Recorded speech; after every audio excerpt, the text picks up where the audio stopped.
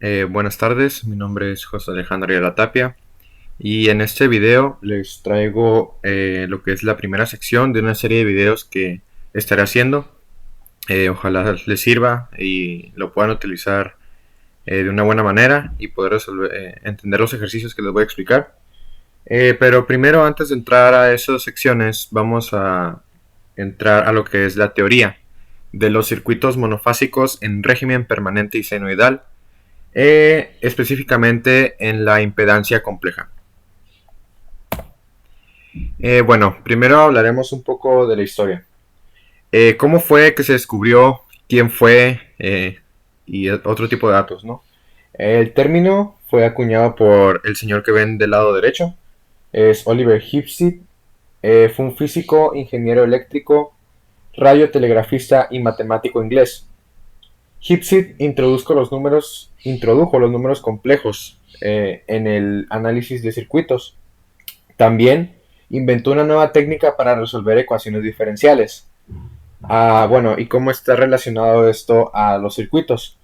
Pues en general, la solución para las corrientes y tensiones de lo que es un circuito, que está formado obviamente por resistencias, capacitores, inductancias, reactancias, y sin ningún componente no lineal, las soluciones para esos circuitos siempre serán ecuaciones diferenciales. Sin embargo, cuando todos los generadores de tensión y corriente tienen la misma frecuencia, que es constante, que significa que a pesar de que la corriente vaya, no va a cambiar en ningún punto. Y al igual que sus amplitudes, las soluciones en estado estacionario, o sea, cuando los fenómenos de los transistores han desaparecido, son ondas sinusoidales. Y todas las tensiones y corrientes tienen la misma frecuencia que los generadores y de amplitud constante. Cabe mencionar que la fase sí se verá afectada por la parte imaginaria, que es la reactancia de la impedancia.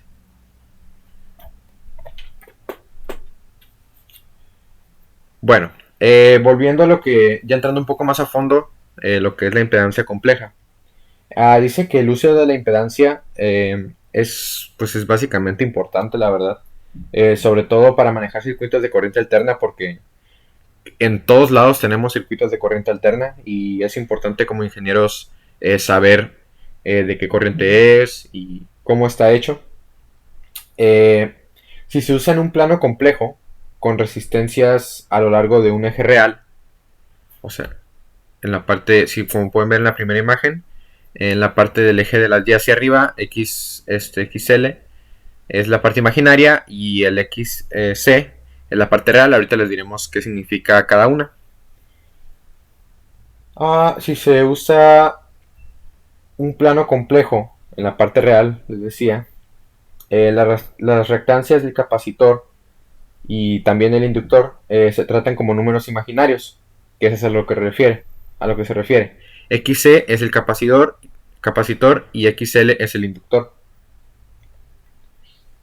Para combinaciones en serie de componentes como combinaciones de circuitos RL y RC, los valores de los componentes se van a sumar como si fueran vectores, como en la imagen de abajo.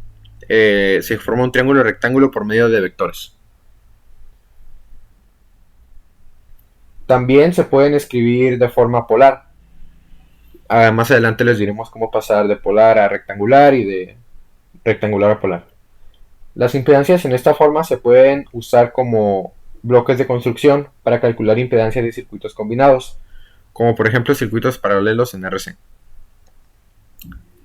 Y bueno,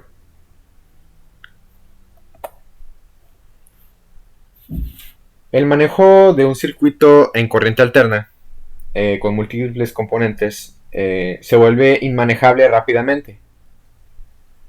Pero si se utilizan cosenos y consenos, senos y cosenos para representar los voltajes y corrientes, alivia esta dificultad, debido a que gracias al uso de las funciones exponenciales, ya que van ligados tanto a senos y cosenos como a las funciones exponenciales complejas, las partes básicas de la estrategia como para atacar un circuito paralelo o de corriente alterna es la siguiente.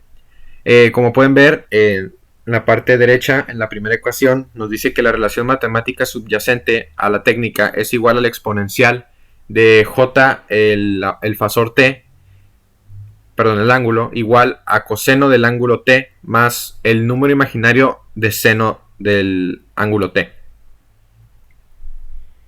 Y esta es la parte, es la definición para cómo atacar un circuito complejo de corriente alterna. La parte real de una función exponencial se utiliza para representar un voltaje o corriente alterna, donde V es igual a Vm coseno del ángulo t, y para la corriente I es igual a Im por coseno del ángulo t menos phi. Y esto se representa como Vm a la exponencial j, que es en la parte imaginaria, del ángulo por t. Y igualmente la corriente, solo que esta vez se le resta phi. Y por último, la impedancia de los elementos individuales del circuito se puede expresar como números reales, imaginarios o puros.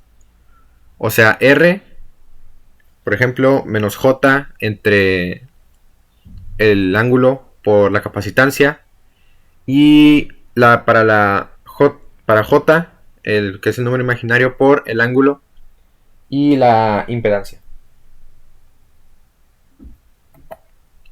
Y bueno, espero hayan entendido. Cualquier duda, pues podrían dejármelo en los comentarios. Muchas gracias por su atención. Estas son mis referencias. Buenas tardes, mi nombre es José Alejandro Ayala Tapia. Y en este video les traigo lo que es la primera sección de una serie de videos que estaré haciendo. Ojalá les sirva y lo puedan utilizar de una buena manera y poder entender los ejercicios que les voy a explicar. Pero primero, antes de entrar a esas secciones, vamos a entrar a lo que es la teoría de los circuitos monofásicos en régimen permanente y senoidal, específicamente en la impedancia compleja. Bueno, primero hablaremos un poco de la historia. ¿Cómo fue que se descubrió? ¿Quién fue? Y otro tipo de datos, ¿no?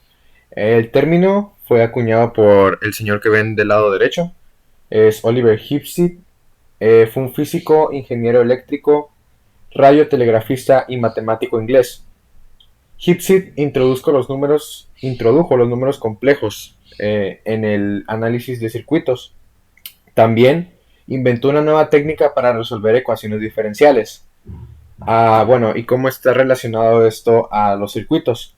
Pues en general, la solución para las corrientes y tensiones de lo que es un circuito, que está formado obviamente por resistencias, capacitores, inductancias, reactancias, y sin ningún componente no lineal, las soluciones para esos circuitos siempre serán ecuaciones diferenciales.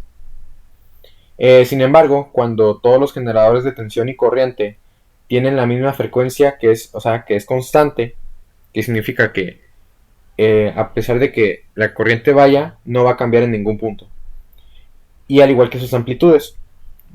Las soluciones en estado estacionario, o sea, cuando los fenómenos de los transistores han desaparecido, son ondas sinusoidales. Y todas las tensiones y corrientes tienen la misma frecuencia que los generadores y de amplitud constante. Cabe mencionar que la fase sí se verá afectada por la parte imaginaria, que es la reactancia de la impedancia.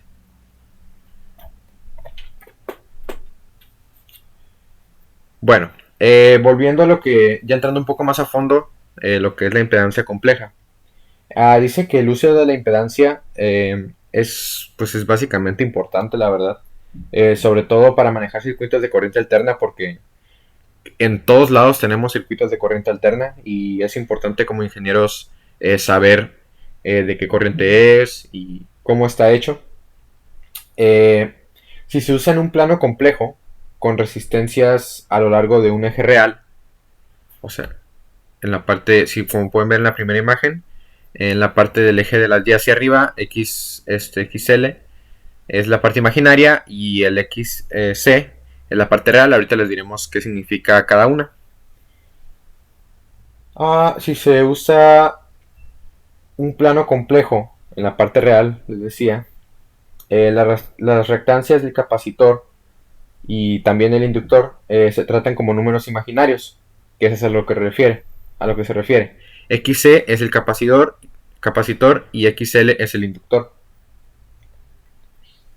Para combinaciones en serie de componentes como combinaciones de circuitos RL y RC, los valores de los componentes se van a sumar como si fueran vectores, como en la imagen de abajo. Se forma un triángulo rectángulo por medio de vectores. También se pueden escribir de forma polar. Más adelante les diremos cómo pasar de polar a rectangular y de rectangular a polar. Las impedancias en esta forma se pueden usar como bloques de construcción para calcular impedancias de circuitos combinados, como por ejemplo circuitos paralelos en RC. Y bueno,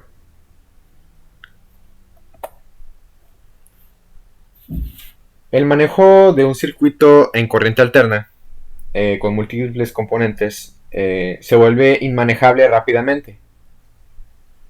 Pero si se utilizan cosenos y senos y cosenos para representar los voltajes y corrientes, alivia esta dificultad, debido a que gracias al uso de las funciones exponenciales, ya que van ligados tanto a senos y cosenos como las funciones exponenciales complejas, las partes básicas de la estrategia como para atacar un circuito paralelo o de corriente alterna es la siguiente. Como pueden ver, en la parte derecha, en la primera ecuación, nos dice que la relación matemática subyacente a la técnica es igual a la exponencial de j, el fasor t, perdón, el ángulo, igual a coseno del ángulo t más el número imaginario de seno del ángulo t. Y esta es es la definición para cómo atacar un circuito complejo de corriente alterna.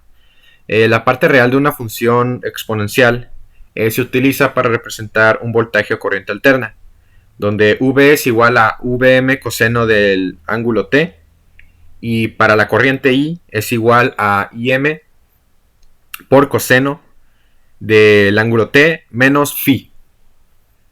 Y esto se representa como Vm a la exponencial j, que es en la parte imaginaria, del ángulo por t. Y igualmente la corriente, solo que esta vez se le resta phi.